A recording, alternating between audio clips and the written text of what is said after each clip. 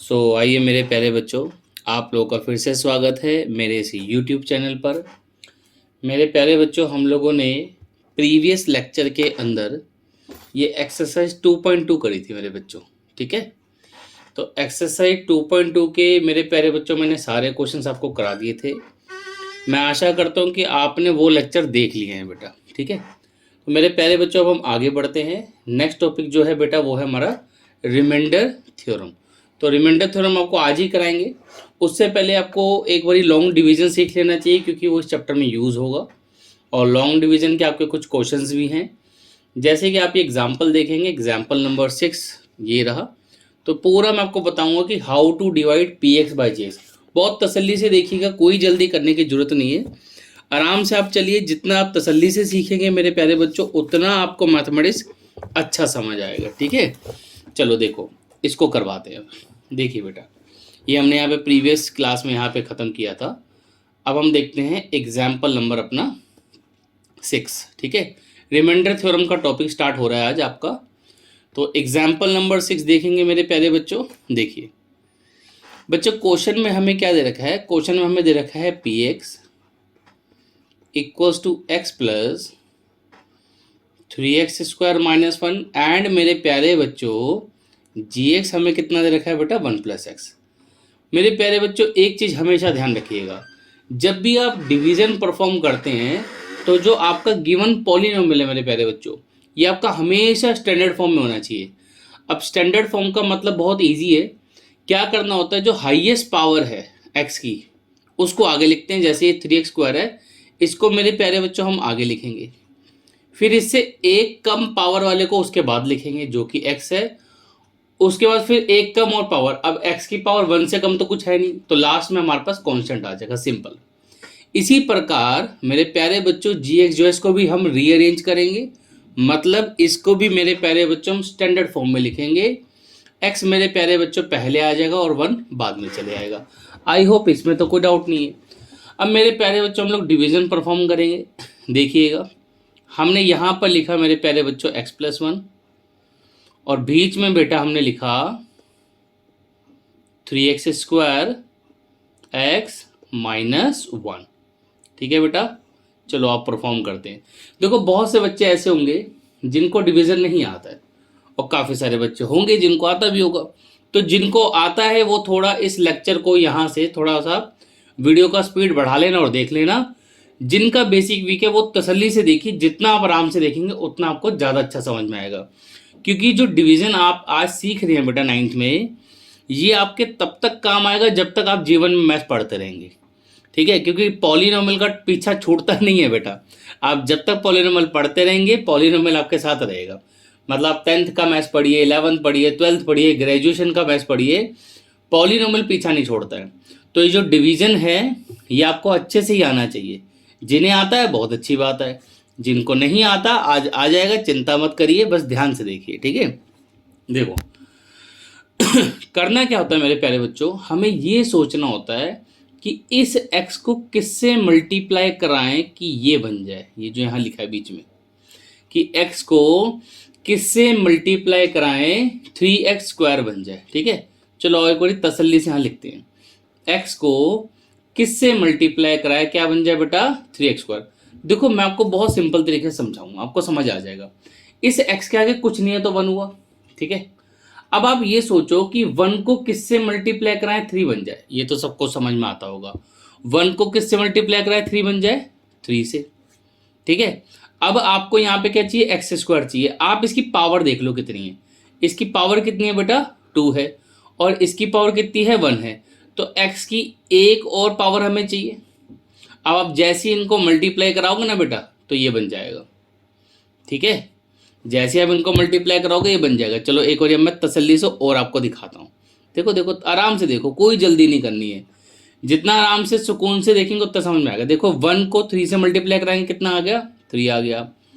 और x को x से मल्टीप्लाई कराते हैं तो x स्क्वायर आता है। ठीक है, x को मेरे प्यारे बच्चों अगर आप x से मल्टीप्लाई कराएंगे क्या आएगा? x स्क्वायर आएगा। ठीक है, अच्छा जिन बच्चों को आता है ना उनको लगेगा कि सर बहुत धीरे पढ़ा रहे हैं। ठीक है, तो मेरे बच्चों एक्चुअली क्या है, ज़्यादातर स्टूडेंट इस टॉपिक में वीक होते हैं। इसलिए मुझे तसल्ली से बताना पड़ रहा है, ठीक है। अगर आपको आता है किसी को तो थोड़ा स्पीड में देख लें, अदरवाइज वो स्किप करके भी आगे जा सकते हैं। यहाँ पर मेरे प्यारे बच्चों हमने क्या सोचा, किससे मल्टीप्लाई कराएंगे, 3x से। अब 3x को हम इससे मल्टीप्लाई कराएंगे तो हमें अभी आपको बताया कितना आएगा बेटा, 3x²। इस 3x को ना बेटा आपने यहाँ 1 से भी कराना है मल्टीप्लाई, इससे भी मल्टीप्लाई कराना होता है, ठीक है। तो जब 3x को 1 से कराएंगे, अब 1 को तो किसी से भी मल्टीप्लाई कराओ, 1 को तो किसी से भी मल्टीप्लाई कराओ सेम आ जाता है ना बेटा। तो मेरे प्यारे बच्चों ये 3x से आ जाएगा। ऐसा करने के बाद, इतना मल्टीप्लाई कराने के बाद आपको क्या करना होता है, जो भी आया उसका साइन रिवर्स कर दो। जैसे 3x² पॉजिटिव है हम नेगेटिव कर देंगे, फिर ये 3x पॉजिटिव है इसको भी हम नेगेटिव कर देंगे, अपोजिट साइन लगा दो। नेगेटिव होता तो मैं पॉजिटिव कर देता, अभी पॉजिटिव है तो मैंने नेगेटिव कर दिया। अब होता क्या है, जब हमने ये जो न्यू साइन लगा लिए, ये जो माइनस हमने लगा लिया, यहाँ पे माइनस लगा लिया, तो हम नया वाला साइन कंसिडर करते हैं, पुराने साइन को कंसिडर नहीं करते। जैसे यहाँ पे प्लस नजर आ रहा है, अब इस प्लस का कोई लेना देना नहीं है, इसको भूल जाइए, ठीक है। इस प्लस का कोई काम नहीं है। अब सिंपली ये भी 3x², नीचे भी 3x², बट दोनों के साइन अपोजिट है तो कट जाएगा। इसके बाद हमें क्या करना है, इन क्वांटिटी को कैलकुलेट करना है। तो इसको कैलकुलेट क्या करेंगे, ये लिखा है प्लस का x, ये लिखा है माइनस का 3x²। इसमें प्लस को नहीं लेना है, मैंने अभी भी बोला आपको, ऊपर पॉजिटिव x लेंगे, नीचे माइनस 3x लेंगे, ठीक है बेटा। अच्छा, अब कुछ बच्चों को इसमें माइनस करने में भी दिक्कत आती है, तो इसका भी बड़ा आसान तरीका बताता हूँ मैं। आप देखिए, आप x वाली आइटम को माइनस कर रहे हो ना, x वाली आइटम को माइनस कर रहे हो, तो पिक्चर में आपका x जरूर आएगा।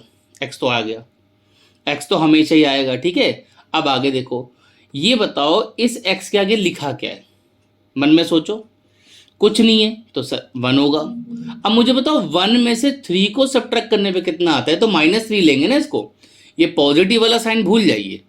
तो ऊपर क्या है, +1, नीचे क्या है, -3 है, तो +1 -3 इतना तो आना चाहिए, कितना आएगा, -2। अगर ये भी नहीं आता बेटा तो बहुत सीरियस प्रॉब्लम है। अब क्या होगा, ये ऊपर -1 जो बच गया से हम नीचे कैरी कर लेंगे। तो मैंने बहुत तसल्ली से आपको पहला स्टेप समझाया कि हमने मल्टीप्लाई कैसे कराया, हमने सब्ट्रैक्शन कैसे कराया, सारी बातें मैंने आपको आराम से बताई। अब हम आगे बढ़ेंगे। अब हम ये सोचेंगे इसको किससे मल्टीप्लाई कराएं कि अब ये बन जाए। तो आओ तसल्ली से करें, फिर देखते हैं। ये है x, इसको किससे मल्टीप्लाई कराएं, क्वेश्चन मार्क, कि क्या मिल जाए, -2x मिल जाए। तो अभी मैंने प्रीवियस स्टेप में भी समझाया था, ये तो वीडियो है, आप फिर से रिवाइंड करके देख लो, समझ आ जाएगा। देखो यहाँ पे कुछ नहीं है तो 1 होगा। अब मुझे बताओ मैं 1 को किससे मल्टीप्लाई कराऊँ, -2 बन जाए, तो दिमाग में क्या आएगा, सर -2। यहाँ पे वहाँ पर ऑलरेडी x है, यहाँ पे भी x है, तो हमें x से मल्टीप्लाई कराने की जरूरत ही नहीं, क्योंकि x तो ऑलरेडी है। तो हम सिर्फ -2 से मल्टीप्लाई कराएंगे इस बारी। तो यहाँ पे मेरे प्यारे बच्चों मैंने लिखा -2, इस -2 को x से भी मल्टीप्लाई कराएंगे और 1 से भी मल्टीप्लाई कराएंगे। तो जब आप -2 को x से मल्टीप्लाई कराएंगे तो मेरे प्यारे बच्चों क्या मिलेगा, -2x। और -2 को जब आप +1 से मल्टीप्लाई करेंगे मेरे प्यारे बच्चों क्या मिलेगा, -2 मिलेगा, ठीक है। आई होप इतना समझ में आ गया होगा, इसमें कोई डाउट वाला काम है नहीं। इतना करने के बाद हर बार आपने साइन चेंज कर देना है। ये -2x है, इसको मेरे प्यारे बच्चों +x कर दो, फिर ये -2 है तो इसे भी मेरे प्यारे बच्चों क्या कर दो, +x कर दो, सॉरी पॉजिटिव कर दो। ये बेटा कट गया। ये अब कितना लिखा है, -1। ये कितना लिखा है, ये +2 है, ठीक है। पुराना साइन छोड़ देंगे, -1 +2, -1 +2 कैलकुलेट करेंगे कितना आएगा, +1। तो यहाँ पे जब भी कांस्टेंट बच जाएगा आप अपनी डिवीजन रोक देंगे, क्लियर। तो यहाँ पे हमारे पास क्या पता लगा कि क्वेश्चन कितना है, 3x। क्वेश्चन को हम लोग qx से लिखेंगे इस पूरे चैप्टर में, रिमाइंडर को लिखते हैं rx से, तो इसमें रिमाइंडर कितना है, 1 है। समझ आ गया। तो ये था आपका लॉन्ग डिवीजन, ये आपको आना चाहिए, ठीक है। आई होप ये समझ आ गया होगा, मैंने बहुत तसल्ली से समझाया है। इसके बावजूद भी अगर डाउट है तो वीडियो को फिर से देख लीजिए, आराम से देखो, समझ आ जाएगा। और यही जो क्वेश्चन कराया है उसको दोबारा से परफॉर्म करिए, फिर से इसको डिवाइड लगाओ तो आपको ज़्यादा अच्छा समझ में आएगा। जितना प्रैक्टिस करेंगे उतना समझ में आएगा। अब नेक्स्ट देखते हैं बेटा एग्जाम्पल 7, आप अपनी बुक में देख लेना। इसमें भी हमें डिवाइड ही कराना है। उसने px gx नहीं लिया है, मैं पी एक्स मान रहा हूँ पहले वाले पॉलिनोमियल को, जो कि है 3x की power 4 minus 4x cube minus 3x minus 1, and मेरे प्यारे बच्चों एक पॉलिनोमियल और है हमारे पास gx, जो कि कितना है बच्चे, x माइनस 1। तो अब हम क्या करेंगे, फिर से वही डिवीजन कराएंगे। बिफोर स्टार्टिंग डिवीजन आप एक बार ये देख लेंगे कि ये आपका स्टैंडर्ड फॉर्म में होना चाहिए, ठीक है। सबसे बड़ी पावर आ गई, फिर उससे छोटी, फिर उससे छोटी, फिर उससे छोटी, जो कि ऑलरेडी स्टैंडर्ड फॉर्म में है। तो हम सीधा सीधा डिवीजन परफॉर्म करना शुरू कर देंगे। ये बेटा x माइनस 1 लिखा हमने बाहर। अब बेटा थोड़ा सा देखो फास्ट करेंगे, है ना। अभी फिर से इतना डिटेलिंग में प्रीवियस क्वेश्चन की तरह नहीं समझाऊंगा, अदरवाइज वीडियो बहुत लंबी हो जाएगी। आप प्रीवियस क्वेश्चन को आराम से देखना, जिनका टॉपिक वीक है उन्हें अपने आप समझ में आ जाएगा कि यहाँ हम क्या करने वाले हैं। तो अब x को, x मतलब ये वाला x, इस x को किससे मल्टीप्लाई कराएं कि ये बन जाए। तो बहुत आराम से सोचिए, आप देखेंगे इस x के आगे कुछ नहीं है तो 1 है। आप सोचो 1 को किससे मल्टीप्लाई कराएं 3 बन जाए। सर जी 3 से मल्टीप्लाई करा दो। अब यहाँ x का पावर 1 है, यहाँ x का पावर 3 है, तो कितनी पावर आपके पास कम है, आपके पास 3 पावर कम है, तो x की पावर 3 से मल्टीप्लाई करा दो।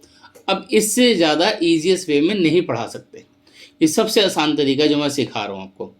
तो मल्टीप्लाई करा दीजिए 3x की पावर 4। इस 3x क्यूब को मेरे प्यारे बच्चों इस माइनस 1 से भी मल्टीप्लाई कराना होता है, तो यहाँ भी मल्टीप्लाई कराएंगे तो कितना आएगा, माइनस का 3x क्यूब। समझ आया, साइन चेंज, यहाँ माइनस हो जाएगा, यहाँ प्लस हो जाएगा। ऐसे ही लिखना है जैसे मैं लिख रहा हूँ, इसको काट दीजिए। अब कैलकुलेट कैसे करेंगे देखो, कुछ बच्चों को फिर से अभी पीछे ही मैंने बताया था यहाँ दिक्कत रहती है सब्ट्रैक्शन वगैरह करने में। आप इसके अंदर देखेंगे जब हम सब्ट्रैक्ट या ऐड जो भी कर रहे हैं वटेवर, आप देखेंगे कि एक्स क्यूब जो है ना, ये पिक्चर में जरूर आएगा, ये आंसर में 100% आएगा, एक्स क्यूब आएगा ही आएगा। अब एक्स क्यूब आपने लिख दिया, अब एक्स क्यूब के आगे कोई नंबर आएगा, कुछ ना कुछ जरूर आएगा, तो उसको कैलकुलेट कैसे करेंगे। यहाँ पे लिखा है माइनस का 4, यहाँ पर क्या लिखा है प्लस का 3। अब -4 + 3 कितना होता है, सोचो एक बारी मन में, मैं तो लिख ही रहा हूँ अभी। -4 + 3 कितना आएगा, -1 आएगा। अब जो बच गया यहाँ पे, ये क्वांटिटी हमारी मेरे बच्चों बच गई, इसे कैरी फॉरवर्ड कर लेंगे। ये कितना आ गया, -3x -1। Very simple. Now take a deep breath, एक बार लंबी सांस ले लीजिए। अब फिर से सोचो कि इस 1 × x को, या सिर्फ x हम बोल सकते हैं इसको, x को किससे मल्टीप्लाई कराए ये बन जाए। सोचो एक बार, आप मन में सोचो, मैं तो लिख ही दूंगा। तो -1x² से हम इसे मल्टीप्लाई कराएंगे। अब आप ये सोचना ऐसा हम क्यों करेंगे, नहीं समझ में आ रहा तो प्रीवियस क्वेश्चन देखो, और इस क्वेश्चन के फर्स्ट पार्ट में मैंने तसल्ली से बताया था कैसे कराएंगे। तो कितना आ जाएगा, -x³ और -x², इसको -x² पढ़ेंगे, इसको इस -1 से मल्टीप्लाई करेंगे तो कितना आएगा, +x² आएगा। आप एक चीज नोटिस करेंगे, यहाँ पे x² वाली आइटम ही नहीं है। फिर से एक बार तसल्ली से सोचो, मैंने जब इस क्वांटिटी को यहाँ -1 से मल्टीप्लाई कराएंगे तो मिलेगा क्या, +x²। बट यहाँ पे +x² या x² वाली आइटम है ही नहीं, इसमें x² वाली कोई आइटम नहीं है। तो जो x² आएगा उसे लिखे कहाँ, फिर लिखना तो है ही, क्योंकि मल्टीप्लाई करा के हमें मिल रहा है x²। हमेशा क्या करते हैं, सेम पावर को सेम पावर के नीचे लिखते हैं। जैसे इसको जब हम मल्टीप्लाई करा रहे हैं तो हमें मिल क्या रहा है, हमें मिल रहा है x²। तो हम ये देखेंगे क्या यहाँ पे कोई x² वाली आइटम है, तो आंसर मिला नो, x² वाली कोई आइटम नहीं है। तो इसको फिर किसके नीचे लिखें, इसको किसके नीचे लिखें, ये बहुत इंपॉर्टेंट चीज़ है। तो इसको लिखेंगे कहाँ, वो देखिए ध्यान से। जब हमने मल्टीप्लाई कराया तो क्या मिला, x²। अब x² की कोई टर्म नहीं है तो हम x² को साइड में लिख देंगे, यहाँ पर थोड़ा साइड में करके लिख दिया। अब साइन चेंज करेंगे, ये पॉजिटिव, इसका भी साइन चेंज होगा नेगेटिव, ये कट गया। अब इसके ऊपर यहाँ पे तो कुछ है ही नहीं, तो सिंपली ये -x को नीचे उतर जाएगा। बट इस -x² को थोड़ा आगे लिखिए आप, यहाँ आगे लिखा, क्यों लिखा आगे, क्योंकि ये है x वाली आइटम, x² की पावर मतलब x की पावर इसमें ज़्यादा है इसमें कम है, इसलिए इसे आप बाद में लिखेंगे। कैसे लिखेंगे एक बार देख लो, आ जाएगा समझ, ठीक है। वेट करिए, ये -3x -1 को मैंने यहाँ पे नीचे कैरी कर लिया। एक बार तसल्ली से देखो तो आपको समझ आएगा मैंने क्या किया। मैं फटाफट से बता देता हूँ। मैंने जब इनको मल्टीप्लाई कराया तो मुझे पॉजिटिव एक्स स्क्वायर मिला, मैंने यहाँ लिख दिया। फिर मैंने इनके साइन चेंज कर दिया, इसके ऊपर कुछ था नहीं तो सिंपली इसको उठाकर मैंने यहाँ लिख लिया आगे, और ये जो बच गए इनको मैंने यहाँ कैरी कर लिया। बस ये किया है, कोई बहुत मुश्किल काम नहीं किया है। तसल्ली से देखेंगे तो समझ आ जाएगा। अब फिर से प्रोसीजर तब तक कंटिन्यू करेंगे जब तक कुछ कांस्टेंट नहीं बच जाता नीचे। क्लियर? अब इसको किससे मल्टीप्लाई कराएं, इसको किससे मल्टीप्लाई कराएं ये बन जाए। सोचो एक बारी, सोचो कि x को किससे मल्टीप्लाई कराएं -x² बन जाए। तो हम किससे कराएंगे, -x से। तो -x से मल्टीप्लाई कराएंगे कितना मिलेगा, -x², और -x को -1 से मल्टीप्लाई कराएंगे तो मिलेगा प्लस का x। ठीक है, अब इसको थोड़ा सा छोटा करते हैं स्क्रीन को, नहीं तो ये सोल्यूशन आ नहीं पाएगा। तो साइन चेंज प्लस माइनस, ये कट गया। फिर से जब इसे सॉल्व करेंगे तो पिक्चर में x तो आएगा, ऊपर -3 है, x के आगे कुछ नहीं है तो 1 हो गया, -3 -1 मिलके बन गया -4। आई होप समझ आ गया होगा।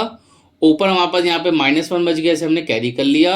अब हम मल्टीप्लाई कराएंगे -4 से, तो -4x + 4, ये हमारा कैलकुलेट कर लेंगे। यहाँ पे पॉजिटिव कर दिया, इसे नेगेटिव कर दिया, ये कट गया। यहाँ पे रिमाइंडर कितना बच गया, -5, ये रिमाइंडर आ गया। और यहाँ पे जो लिखा है ये बड़ा सा क्वोशंट आ गया। ठीक है, so we are done with this question. I hope आपको क्लियर हो गया होगा कि क्वोशंट और रिमाइंडर हमने इसमें कैसे निकाला। ठीक है, ये सारी चीज़ें आपको क्लियर हो गई होंगी। ठीक है, अब आगे बढ़ते हैं। देखो डिवीजन बेटा मैंने आपको 2 क्वेश्चनों में करवा दिया, एक क्वेश्चन हम और करेंगे डिवीजन का।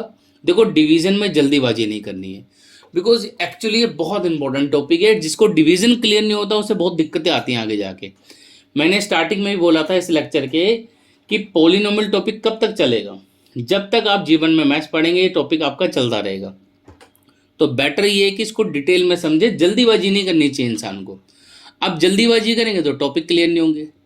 तसल्ली से पढ़िए, पेशेंस के साथ पढ़िए, सुकून से पढ़िए, अच्छा मैथ समझ में आएगा। ठीक है, अब देखिए एक पॉलिनोमियल हमने और लिखा, px = x³ + 1 एंड gx बेटा मेरे को कितना दे रखा है, x + 1। ये आपकी एनसीईआरटी के एग्जाम्पल पिक कर रहा हूँ मैंने स्टार्टिंग से ही बोला था पहले हम एनसीईआरटी खत्म करेंगे। ठीक है, तो पहले एनसीईआरटी कर लेते हैं आराम से।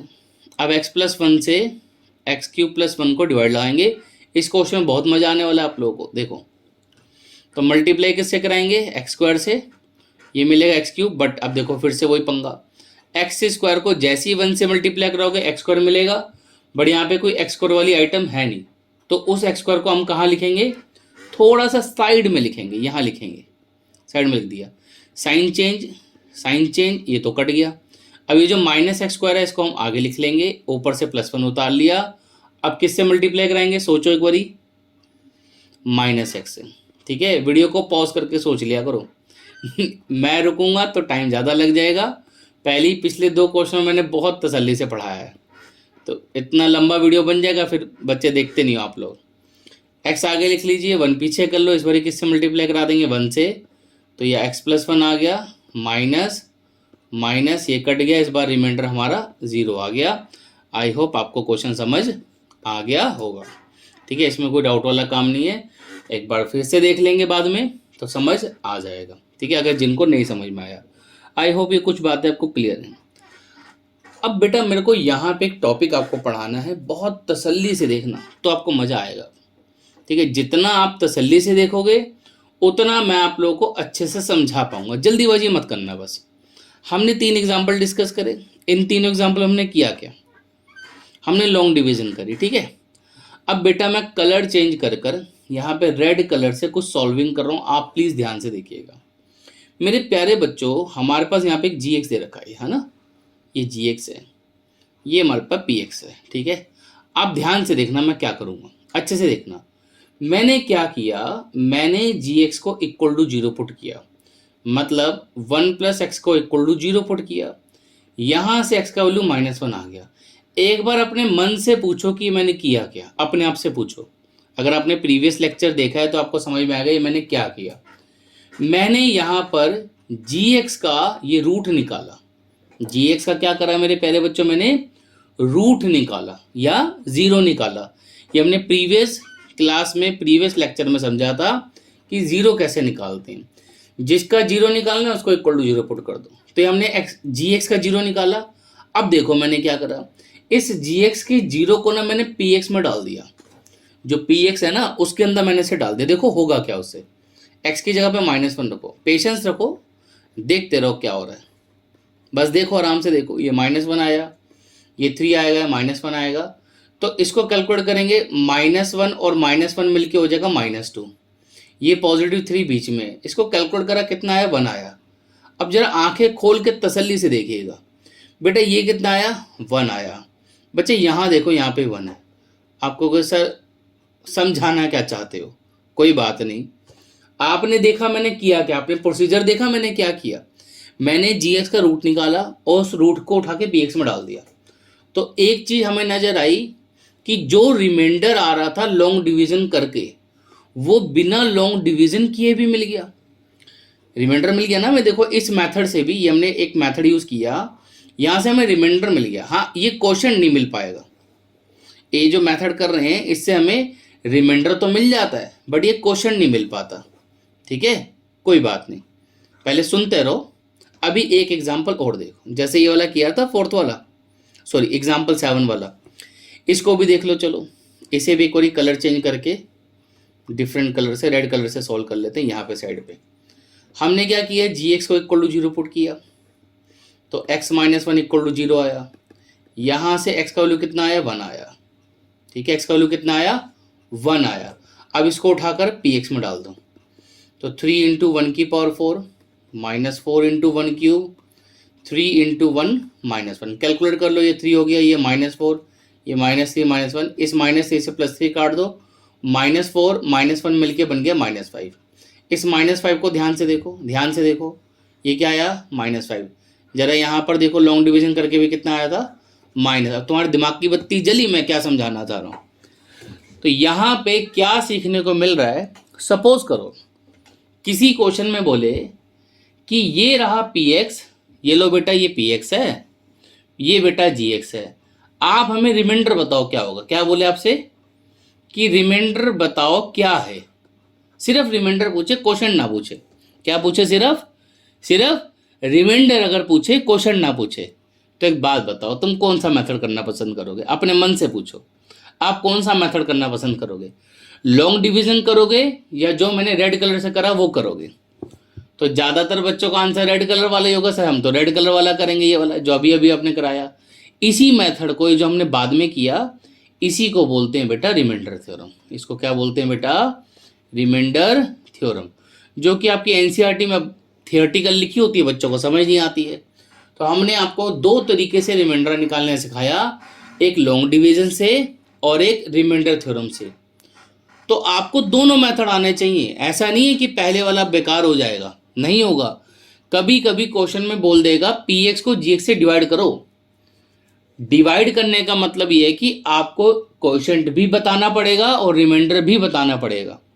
फिर से मेरी बात को सुन लो, अगर क्वेश्चन में ऐसा बोलता है कि डिवाइड px बाई gx, क्या बोलता है, डिवाइड px बाई gx, तो इसका मतलब है मेरे प्यारे बच्चों, आपको रिमाइंडर भी बताना है और आपको क्वोशिएंट भी बताना है, दोनों बताने पड़ेंगे। बट अगर क्वेश्चन में बोलता है रिमाइंडर निकालो, फिर आपकी चॉइस है आपको कौन सा मेथड यूज करना है। आप लॉन्ग डिवीजन भी यूज कर सकते हो रिमाइंडर निकालने के लिए, आप रिमाइंडर थ्योरम भी यूज कर सकते हो, and it is very obvious कि हर कोई बच्चा रिमाइंडर थ्योरम ही यूज करने वाला है। ठीक है, चलो अभी एक बात और भी बतानी है, ध्यान से सुनते रहो। देखो इसको भी कर लेते हैं एक बारी। यहाँ पर भी क्या करा, gx को इक्वल टू 0 पुट कर लेते हैं, तो x + 1 इक्वल टू कितना आ गया, 0। थोड़ा जूम कर देता हूँ।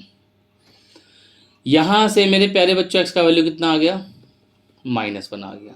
अब इस x की वैल्यू -1 को px में डालो, px में, तो px में x की जगह कितना डाल दिया, -1, तो ये हो गया -1 का क्यूब +1, कितना आ गया, -1 + 1, तो मेरे प्यारे बच्चों 0 आ गया। तो यहाँ पर रिमाइंडर कितना आ गया इस क्वेश्चन में, यहाँ पे रिमाइंडर कितना आ गया, 0 आ गया। ठीक है, आई होप आपको मेरी बातें समझ आ रही हैं। अब हम थोड़ा सा और आगे बढ़ते हैं, कुछ थियोरेटिकल चीज़ों को समझते हैं। अच्छे से देखिएगा बेटा, अगर आप लोगों ने पुराने लेक्चर देखे हैं, मतलब प्रीवियस लेक्चर अगर देखा है, तो आपको मेरी बात समझ आ जाएगी। देखो ध्यान से सुनो। मान लो बेटा आपको कोई पॉलिनोमियल दे रखा है, कैसा भी पॉलिनोमियल हो, कोई दिक्कत नहीं है। एक बड़ा सा कोई पॉलिनोमियल दे दिया, एक जीएक्स आपको दे दिया, ठीक है, कोई जीएक्स दे दिया आपको। हम क्या करेंगे, हम हमेशा जीएक्स को इक्वल टू 0 पुट करते हैं। जनरली रिमाइंडर थ्योरम, ज़्यादातर हम रिमाइंडर थ्योरम में लगाते हैं, ठीक है। चलो मैं अलग अलग तरीके से लिखवा दूँ, पहले देख लो, समझ में आ जाएगा। अलग अलग नोट करके लिखवा देते हैं। नोट 1, मान लो आपने जीएक्स को इक्वल टू 0 पुट किया। अब यहाँ से क्या होगा, एक्स का कोई वैल्यू आ जाएगा। मान लो एक्स का वैल्यू ए आ गया, मान लो, मानने में क्या, कुछ ना कुछ वैल्यू तो आएगा। अब इस ए वैल्यू को आपने क्या करा, आपने इसको पॉलिनोमियल के अंदर डाल दिया। पॉलिनोमियल में डाला, आपने कैलकुलेट किया, करते गए करते गए करते गए, लास्ट में आंसर आ गया 0। लास्ट में आंसर कितना आ गया, 0 आ गया। अब आप क्या करो, सिर्फ इतने पार्ट को देखो, यहाँ पर इतने वाले पार्ट को देखो। इतने से पार्ट को देखोगे तो कुछ ऐसा लगेगा देखा देखा सा है। ये मैंने प्रीवियस लेक्चर में बताया था, अगर पॉलिनोमियल में कुछ भी डालने पर आंसर 0 आ जाता है, तो इस ए को हम क्या बोलते हैं, एक्स इक्वल टू ए को क्या बोलते हैं, एक्स इक्वल टू ए को बोलते हैं इज कॉल्ड क्या बोलते हैं, याद करो, 0, या क्या बोलते हैं, रूट ऑफ पी एक्स। ये हमने कब बताया था, याद करो, ये हमने प्रीवियस लेक्चर में बताया था। तो एक बात तो यहाँ से ये निकल के आती है जो हमने आपको प्रीवियस लेक्चर में बता दिया। दूसरी बात क्या निकल के आती है, आप दिमाग लगाइए, ये एक्स इक्वल टू ए की वैल्यू आई कहाँ से थी, यहाँ देखो ये थी, ये इस जी एक्स की वजह से आई थी। एक्स इक्वल टू ए आया कहाँ से आया, जी एक्स की वजह से आया। तो हम यहाँ पे क्या बोलते हैं, G x is a factor. G x क्या है, फैक्टर है। किसका फैक्टर है, पी एक्स का। जी एक्स क्या है, फैक्टर ऑफ पी एक्स है। बात समझ में आ रही है आपको। अगर ऐसा कभी भी होता है, हमको बोलेंगे जी एक्स बी एक्स का फैक्टर है। अब एक मिनट जरा वेट करो, यहाँ देखो, ये एग्जाम्पल 8 में क्या हुआ था, एग्जाम्पल 8 में एग्जैक्टली यही हुआ था। ये जी एक्स था, हमने इसका रूट निकाला, इस रूट को हमने पी एक्स में डाला, डालने पे रिमाइंडर 0 आ गया। तो यहाँ पे मैं क्या बोल सकता हूँ कि G x is a factor. G x क्या है बेटा, फैक्टर ऑफ पी एक्स। देखो थ्योरी जितना तसल्ली से सुनोगे उतना अच्छा समझ में आएगा। जी एक्स क्या है, यहाँ पे फैक्टर भी है पी एक्स का, इतना समझ में आया। अच्छा एक आपसे छोटा सा क्वेश्चन, बड़े आराम से समझिएगा। अगर जी एक्स पी एक्स का फैक्टर है, जी एक्स क्या है बेटा, जी एक्स क्या है मेरे प्यारे बच्चों, पी एक्स का फैक्टर है मेरे प्यारे बच्चों। जी एक्स क्या है, पी एक्स का फैक्टर है। अगर मेरे प्यारे बच्चों जी एक्स पी एक्स का फैक्टर है, तो पी एक्स जी एक्स का क्या लगा, सोचो, अपने आप से पूछो। अगर जी एक्स पी एक्स का फैक्टर है, तो पी एक्स जी एक्स का क्या लगा, सोचो एक बारी। तो बहुत से बच्चों ने सोच लिया होगा, जिन्होंने नहीं सोचा मैं लिख देता हूँ। और मैं ऐसा बोल सकता हूँ कि P X is a multiple, क्या है, मल्टीपल है, किसका, ऑफ जी एक्स। अरे एक ही तो बात हुई। देखो एग्जाम्पल ऐसे समझो, जैसे 20 का एक फैक्टर है 5, मैं क्या बोलूँगा, 5 इज अ फैक्टर ऑफ 20, तो फिर 20 क्या है, 5 का मल्टीपल है। तो वही चीज़ है, अगर जी एक्स पी एक्स का फैक्टर है, तो पी एक्स जी एक्स का क्या होगा, मल्टीपल। तो यहाँ पे तीसरा पॉइंट जो हमारे पास निकल के आता है, वो ये निकल के आता है, अगर रिमाइंडर 0 आ जाता है, तो हम 2-3 चीज़ें बोल सकते हैं। एक तो एक्स इक्वल टू ए को क्या बोल सकते हैं, रूट बोल सकते हैं, जी एक्स को फैक्टर बोल सकते हैं पी एक्स का, और तीसरा पॉइंट क्या लिखवाऊंगा, दिमाग लगाओ, ऑब्वियस सी चीज़ है, पी एक्स इज मल्टीपल, किसका, P X is multiple of G X. ठीक है, तो इस नोट को बहुत आप तसल्ली से लिख लेंगे, जैसा मैंने लिखा है वैसे ही लिख लो, आपको समझ आ जाएगा। यहाँ के बाद हम यहाँ लिखेंगे, ठीक है। ऐसी देखो, ऐसा होता है, ज़्यादा इंग्लिश में चीज़ें लिखने से ज़्यादा अच्छी समझ नहीं आती हैं। बहुत से बच्चे क्या कहते हैं, सर प्रॉपर इंग्लिश में लिखवा दो। इंग्लिश में लिखवा के क्या होगा, लो इंग्लिश में लिखना है ना आपको, यहाँ से लिखो, जाओ ये लो, उठा कर पूरा बुक में से कॉपी कर लेना, ये रहा, इंग्लिश में लिखना है, यहाँ से लिखो। रिमाइंडर थ्योरम में हेडिंग डालिए, मैंने रिमाइंडर थ्योरम तुमको पढ़ा दिया, यहाँ से उठाकर इंग्लिश में लिखो। अगर तुम्हें समझ में आ जाए तो बहुत अच्छी बात है, ठीक है। हमें हमेशा वैसी लैंग्वेज में पढ़ना चाहिए जो हमें ज़्यादा अच्छा समझ में आए, ठीक है बेटा। मेरे को बहुत साल हो गए पढ़ाते हुए, तो मेरे एक्सपीरियंस से पढ़ोगे तो आपको ज़्यादा अच्छा समझ में आएगा, ठीक है। तो ये बच्चा मैंने आपके कंसेप्ट जो थे इस एक्सरसाइज के वो करवा दिए हैं। अब कुछ एग्जाम्पल आप यहीं पे देख लो, थोड़ा टाइम सेव हो जाएगा हमारा। जैसे एग्जाम्पल 9 है, यहाँ पे क्या कह रहा है, रिमाइंडर निकालो। देखो यहाँ पे डिवाइड करने को नहीं बोला, कहता है फाइंड रिमाइंडर। कब निकालना है, कहता है जब ये क्वांटिटी इससे हमने डिवाइड लगाई, तो उसने बोला ना रिमाइंडर निकालो, तो तुम रिमाइंडर थ्योरम लगा दो। सिंपली पहले इसका रूट निकाल लो। इसका रूट कितना आएगा बोलो, x इक्वल टू 1 आएगा, है ना। इस x इक्वल टू 1 को हम कहाँ डाल देंगे, इसके अंदर। देखो इन्होंने भी ऐसे ही किया, पहले उसको px मान लिया, बाद में उसमें 1 डाल दिया, कैलकुलेट आप कर लेना, तो ये रिमाइंडर आ गया। समझ गए। देखो अब एग्जाम्पल 10 देखो, यहाँ पर क्या बोल रहा है, कहता है चेक वेदर ये जो पॉलिनोमियल है क्या ये मल्टीपल है इसका। देखो मल्टीपल बोल दिया, तो करना कुछ नहीं है, इसका पहले रूट निकालो। इसका रूट कितना आ जाएगा, t इक्वल टू -1/2। इस -1/2 को मेरे प्यारे बच्चों इसमें डालो। कैलकुलेट करने पर अगर रिमाइंडर 0 आ गया तो हम क्या बोलेंगे, ये जो QT है ये इसका मल्टीपल होगा। बस तो देख लेते हैं, इन्होंने सोल्यूशन कर ही रखा है, यहीं पे देख लेते हैं। तो लो जी रिमाइंडर 0 आ रहा है, तो उसने क्या बोला, रिमाइंडर कितना है 0 है, सो 2t + 1 क्या होगा, फैक्टर हो गया QT का। अब ये अगर फैक्टर है इसका, तो फिर ये क्या है, ये इसका मल्टीपल है। तो वही चीज़ लिखी है, यही चीज़ मैंने आपको बताई भी थी। तो आई होप आपको मल्टीपल और फैक्टर में मतलब पता लग गया होगा, फ़र्क पता लग गया होगा। होता कुछ नहीं है, सिर्फ लैंग्वेज का खेल है। सब में करना वही है, रिमाइंडर निकालो, काम खत्म। तो आज हमने क्या सीखा अभी तक, एक तो मेरे प्यारे बच्चों हम लोगों ने लॉन्ग डिवीजन सीखा, और फिर मेरे प्यारे बच्चों हमने क्या सीखा, लॉन्ग डिवीजन के बाद रिमाइंडर थ्योरम सीखी, ठीक है। तो आई होप आपको समझ आ गया होगा कि क्या चीज़ हम लोगों ने आपको पढ़ाई है, ठीक है। ओके, बात करते हैं इस एक्सरसाइज के सल्यूशन की।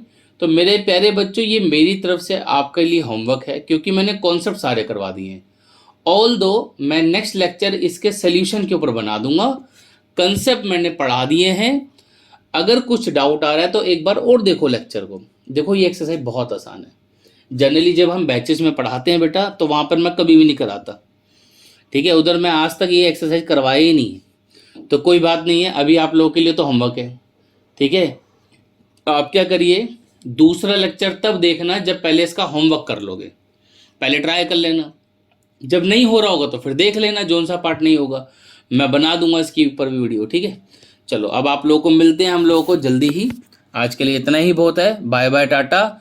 एक काम जरूर करना, वीडियो को लाइक जरूर कर देना, ठीक है। और अपने फ्रेंड्स वगैरह में जितना हो सके शेयर करो, अगर आपको मेरा पढ़ाया हुआ मेरे प्यारे बच्चों पसंद आ रहा है तो मिलते हैं आप लोगों को नेक्स्ट क्लास में। Bye bye tata, see you in next.